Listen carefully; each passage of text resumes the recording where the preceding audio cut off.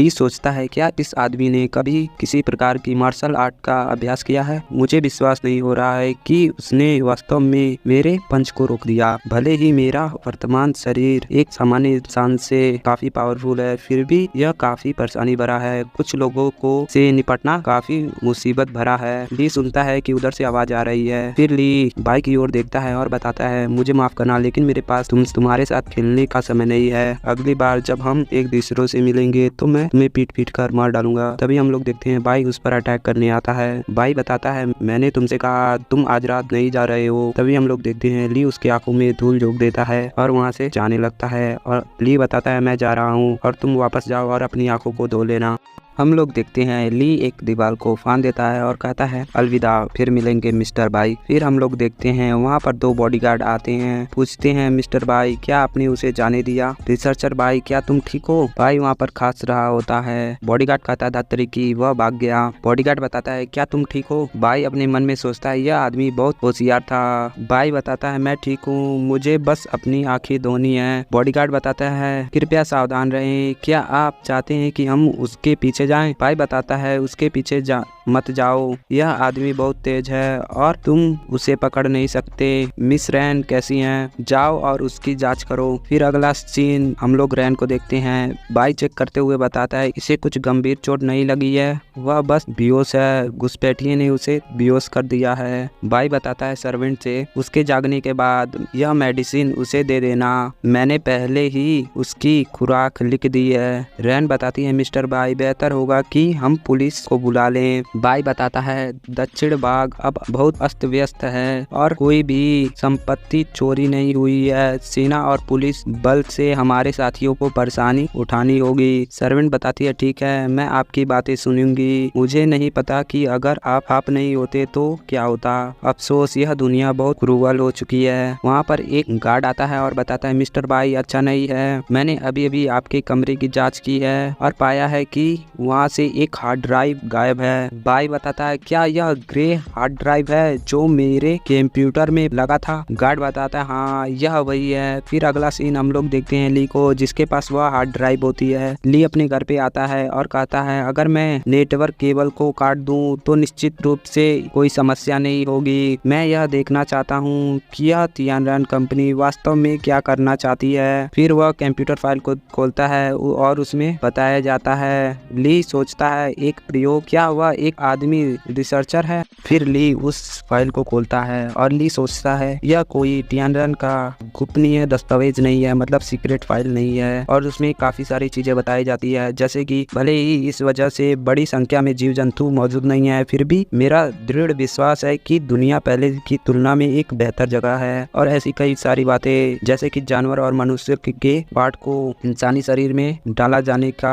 कोई एक्सपेरिमेंट उसमें बता रहा होता है। ली सोचता है, यह आदमी क्या है? उसमें बताया जाता है उस फाइल में, यह सिर्फ इतना है कि उन्होंने एवोल्यूशन का गलत रास्ता अपनाया है, इसलिए वे आधे रास्ते में ही मर गए। मेरा पूरा विश्वास है कि मानव जीवन की कीमत पर भी सही रास्ता पाया जा सकता है। उसमें वह आदमी बताता है, मैं इस आपदा के कारण मानव जाति को अगली सभ्यता में प्रवेश करा दूंगा। फिर हम लोग बाई को देखते हैं। वहाँ पर एक बॉडीगार्ड बताता है, मिस्टर बाई अभी भी तलाश में कोई सफलता नहीं मिली है। बाई बताता है, हो सकता है कि उसने दूसरे किसी तरीके से हार्ड ड्राइव देखा हो, लेकिन तुम जांच करते रहो ताकि हमें हार्ड ड्राइव की सिग्नल दिख जाए। गार्ड बताता है, क्या वह महत्वपूर्ण जानकारी थी? बाई बताता है, इसे भूल जाओ, वह हार्ड ड्राइव वैसे भी पुरानी डेटे से भरी है और बाहरी लोगों के लिए इसे समझना मुश्किल है, लेकिन वह उन लोगों ने देख लिया तो क्या होगा? ऐसा बाई सोच रहा होता है। उन्होंने वास्तव में अनुमान लगाया होगा कि मैं असली चीज के लिए दक्षिण हिस्से की तरफ आ रहा हूँ। गार्ड बताता है, मिस्टर बाई यह बहुत बड़ा संयोग है कि जैसे ही हम दक्षिण हिस्से में पहुँचे तब हम पर हमला हो गया। क्या यह वह हो सकता है? बाई बताता है, यह अगर वह होता तो हमारे खिलाफ कार्रवाई करना चाहता, तो उसने ऐसा करने के लिए किसी नौसिखिया को नहीं भेजा होता।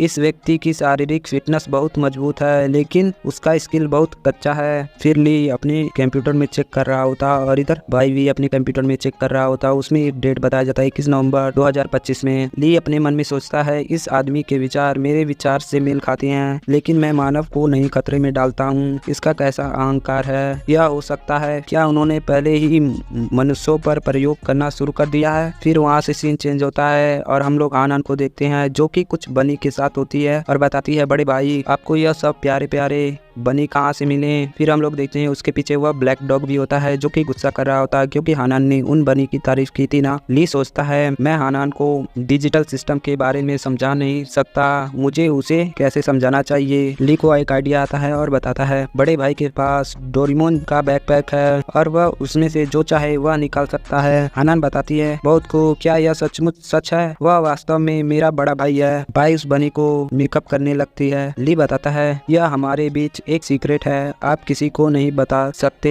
हानान बताती है मैं समझ गई। ली सोचता है यह बहुत जल्दी समझ गई। फिर हम लोग देखते हैं उस बनी की हालत जो कि कुछ ठीक नहीं होती है। ली बताता है तुम इस कीमती भोजन के साथ खिलवाड़ नहीं कर सकती, इसे जल्दी से वापस रख दो। हानान बताती है फूड मत करो, यह बहुत प्यारा है, इसे मत खाओ, मैं इसे खाना नहीं चाहती। हानान बताती है यह अभी भी बहुत छोटा है। ली बताता है तो तुम क्या खाओगी? मसालेदार खरगोश का मांस और ऐसे काफी सारे फूडों का नाम लेता है। हानान के मुंह में पानी आ जाता है। ली बताता है तो फिर हाना को अब शाकाहारी बनना होगा। हाना कहती है लेकिन ली बताता है तब कड़ी मेहनत से प्राप्त किए हुए सब्जियों को अच्छे से खाना और फिर बिना कोई टुकड़ा छोड़े इसे पूरा खा देना, यह भोजन के प्रति बड़ा सम्मान है और इस खरगोश के साथ रिलेशन करना काफी दुखदायी हो सकता है। ली बताता है इसे बड़े भाई पर छोड़ दो। हाना कुछ सोचती है फिर अपने बड़े भाई को इसे दे देती है। हाना बताती है अब से हाना एक भी टुकड़ा छोड़े बिना यह सब खा लेगी। फिर ली को नोटिफिकेशन आता है तुमको एक रेयर सब्जी मिली है। ली अपने मन में सोचता है एक रेयर चीज, यह क्या हो सकता है? हाना वहाँ से चली जाती है। ली बताता है आगे बढ़ो तुम खेलो, मैं भुट्टे को देखने जा रहा हूँ। ली आता है और नोटिफिकेशन आता है तुम्हें एक रेयर चीज मिली है LV2 की मकई, इसे अगर तुम पॉइंट के बदले बदलते हो तो तुम्हें 1 लाख पॉइंट मिलेंगे और इसकी पावर बजर्ग मूड है, यह तुम्हें ताकत गति और काफी सारी पावर देगी और तुम्हारी मानव शक्ति को 10 गुना बढ़ा देगी 30 सेकंड के लिए। ली सोचता है मानव शक्तियों को 30 सेकंड के लिए बढ़ा देगी यानी यह बजर्ग मूड में ला देगी 30 सेकंड के लिए। ली उसे लेते हुए कहता है यह पूरी तरीके से बहुत हल्का है जैसे कि ये पालक हो। ली सोचता है क्या यह सिर्फ एक ही है, मुझे पता लगाना चाहिए, क्या कोई और भी रेयर चीज है? फिर ली वहाँ पर खोजने लगता है और कहता है यहाँ भी कुछ नहीं है, यहाँ पर भी कुछ नहीं है। फिर ली थक कर बैठ जाता है और कहता है ऐसा लगता है इस तरह का दुर्लभ चीज ढूंढना वाकई मुश्किल है और इसका उत्पाद केवल तभी किया जा सकता है जब तुम लकी हो। ली बताता है बीज बोते समय सिस्टम विशेष उत्पादों के बारे में बिल्कुल भी कुछ नहीं कहता है, यह एक प्रकार का अच्छा सरप्राइज था। ली सोचता है ऐसा लगता है कि कुछ खेती करना आवश्यक है, मैं उनकी राशि बढ़ाने जा रहा हूँ, मतलब और भी ज्यादा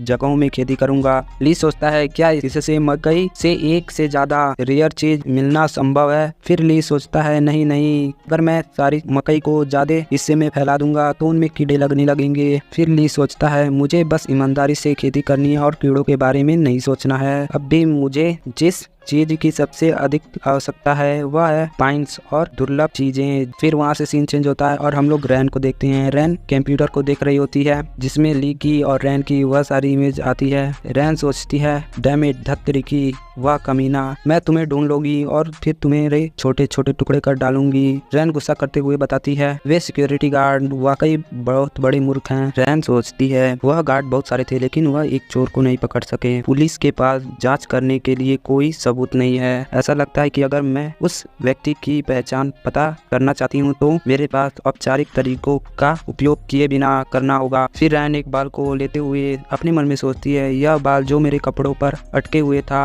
बहुत हल्का है और जाहिर तौर पर मेरा नहीं है, यह उस आदमी का होना चाहिए जिसने उस रात मुझ पर हमला किया। रैन अपने मन में सोचती है उस कमीने के बारे में सोचना बंद करो, मैं किसी भी तरह से उसे जरूर पकड़ लूंगी। फिर रैन अपने कमरे से बाहर आती है और कहती है मिस्टर बाई मुझे तुमसे बात करनी है। बाई बताता है मिस रैन क्या आप बेहतर महसूस कर रही हैं? रैन वहाँ पर आती है और कहती है आपका धन्यवाद, जो मार्शल आर्ट आपने मुझे सिखाई है वह वास्तव में प्रभावी है और मैं आज बिल्कुल ये दर्द नहीं महसूस कर रही हूँ। मिस्टर बाई मैंने आपके रिसर्च फैसिलिटी के लिए लोकेशन पहले ही चुन लिया है, यह खेत से ज्यादा दूर नहीं है, यह मूल रूप से एक कारखाना है लेकिन अचानक हुए बदलाव के कारण फैक्ट्री बंद हो गई इसलिए इसे हमें कम कीमत पर बेच दिया गया है। इसका स्थान इंसान काफी अच्छा और शांत और दुर्लभ है, जो आपकी आवश्यकताओं को बहुत अच्छी तरह से पूरा करता है। भाई बताता है, परेशानी के लिए मुझे माफ करना मिस्टर रैन, लेकिन जब मिस रैन मुझसे मिलने आई मुझे यकीन हो गया कि आपको कुछ और पूछना है। रैन बताती है, वास्तव में यह मामला काफी शर्मनाक है। मुझे लगता है मिस्टर भाई, क्या आप मेरी मदद कर सकते हैं? मुझे किसी का डीएनए खोजना है। मैं चाहती हूँ कि आप पूरे दक्षिण हिस्से में जितने भी लोग हैं उन सब का डीएनए इस बाल से मैच करें और मेरी मदद करें। भाई बताता है, पूरे दक्षिण हिस्से में सबके डीएनए को ढूंढना यह आसान नहीं होगा। लगभग 1 लाख लोग हैं वहाँ पर और उन सब के डीएनए को उनसे लेना यह काफी मुश्किल है और दक्षिण हिस्से में हर किसी से डीएनए प्राप्त करना यह बहुत बड़ा काम है। इसमें काफी समय लगेगा। भाई बताता है, यह क्या इतना इम्पोर्टेंट व्यक्ति है? रैन हंसते हुए बताती है, इतना इम्पोर्टेंट नहीं है। मैं बस उस घुसपैठिए को ढूंढना चाहती हूँ जिसने उस दिन मुझे पर हमला किया था, लेकिन अगर यह इतना मुश्किल है तो मैं इसे भूल जाऊंगी। रैन ये सोचता है तो शौक हो जाता है और बताता है, यह मुश्किल नहीं है मिस रैन, मैं इस मामले में आपकी मदद करने के लिए तैयार हूँ। रैन बताती है, आपको परेशानी देने के लिए मुझे माफ करना, आपका बहुत बहुत धन्यवाद। फिर वहाँ से सीन चेंज होता है। हम लोग देखते हैं कहीं पर एक्सपेरिमेंट हो रहा होता है और काफी सारे बातें बताई जाती है। एक इंजेक्शन पूरा हो गया है एक एनिमल पर। यह लोग एक्सपेरिमेंट कर रहे होते हैं जिसके कारण उसकी आंखें कई सारी हो जाती हैं। कोई पर्सन बताता है इसकी आगे काफी उतनी बड़ी और अलग अलग हो चुकी हैं। फिर हम लोग देखते हैं वह जानवर जंजीरों को तोड़ देता है।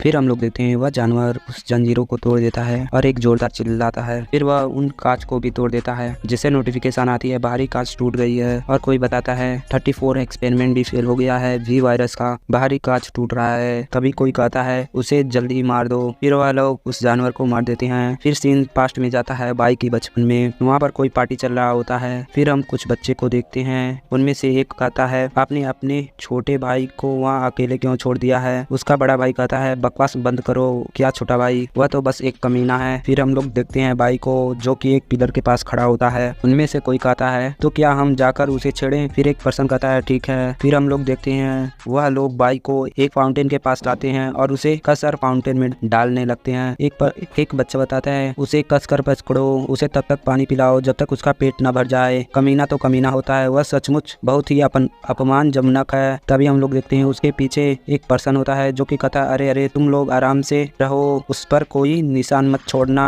भले ही वह कमीना है, उसका सरनेम आखिरकार भाई है, उसे बूढ़े आदमी की उम्मीदों पर खरा उतरना है। यह दोनों कहते हैं, हम जानते हैं और हंसने लगते हैं। भाई कहता है, बिग ब्रदर मुझे जाने दो।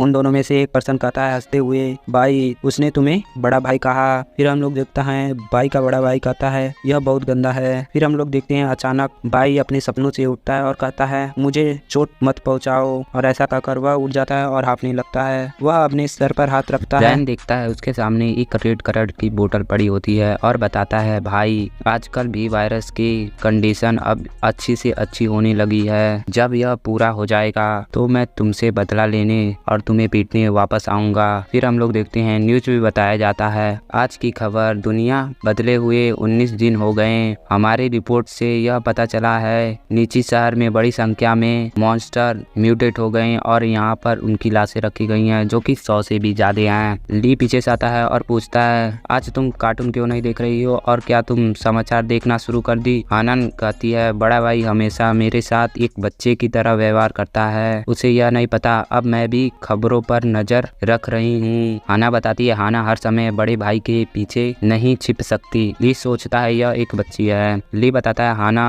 लोगों के बुरे विचार देख सकती हो जो पहले से ही बहुत बड़ी मदद है। हाना बताती है, लेकिन मैं जल्दी से बड़ी होनी चाहती हूँ और अपने बड़े भाई की और अधिक मदद करना चाहती हूँ। जियाओ हाई मजबूत हो रहा है इसलिए मुझे भी मजबूत होना है। ली अपने मन में सोचता है, मैं पिछले कुछ समय से जियाओ हाई को देख रहा हूँ और उसमें कोई भी पागलपन के निशान नहीं है, इसलिए इसका शरीर आकार में बड़ा हो रहा है। यह एंटी रजिस्ट्रेशन सब्जियों को खाने के कारण है। अब मुझे बहुत राहत मिल रही है। ली बताता है, बड़ा भाई और अंकल ना नान तालाब को खोदने जा रहे हैं, तुम्हें भूख लगे तो तुम अपने लिए कुछ नाश्ता खोज लेना। फिर हम लोग 1 घंटे बाद देखते हैं। हाना बताती है बड़ा भाई सही था, मुझे थोड़ा भूख लग रहा है। फिर वह कुछ देखती है और कहती है वह क्या है। वह उस डिब्बे को खोलती है जिसमें LV4 लेवल के बीज होते हैं। हाना बताती है वह चमक रहे हैं, क्या वह स्वादिष्ट है। फिर वह कहती है यह सिर्फ 2 हैं। फिर वह एक अपने खाती है और एक ब्लैक डॉग को खिला देती है, लेकिन हाना अपने मुंह से थूक देती है और कहती है वह बहुत कड़वा है, यह बहुत कड़क था, मुझे अपने मुंह को धोना है। लेकिन ब्लैक डॉग उस बीज को खा लेता है और वहाँ पर सो जाता है। कुछ देर बाद देखते हैं ब्लैक डॉग में कुछ चेंजेस आने लगती हैं। फिर अगला सीन हम रात को देखते हैं। गोडाउन से कुछ खाने की आवाज आ रही होती है। अंकल नान कहता है वह क्या आवाज है और अपनी आंखों को मलते हुए एक लाइट लिए हुए अंदर जाता है, तो अंदर देखता है कि ब्लैक डॉग किसी कोने पर कुछ खा रहा होता है। अंकल नान कहता है वह कौन है। तभी वह लाइट बढ़ता है जिसमें ब्लैक डॉग कुछ खा रहा होता है और उसके मुंह पर काफी सारी खून लगी होती है, जिसे देखकर अंकल नान डर जाता है। तभी ब्लैक डॉग उस पर अटैक कर देता है और इसी के साथ ही एपिसोड खत्म कर लेते हैं।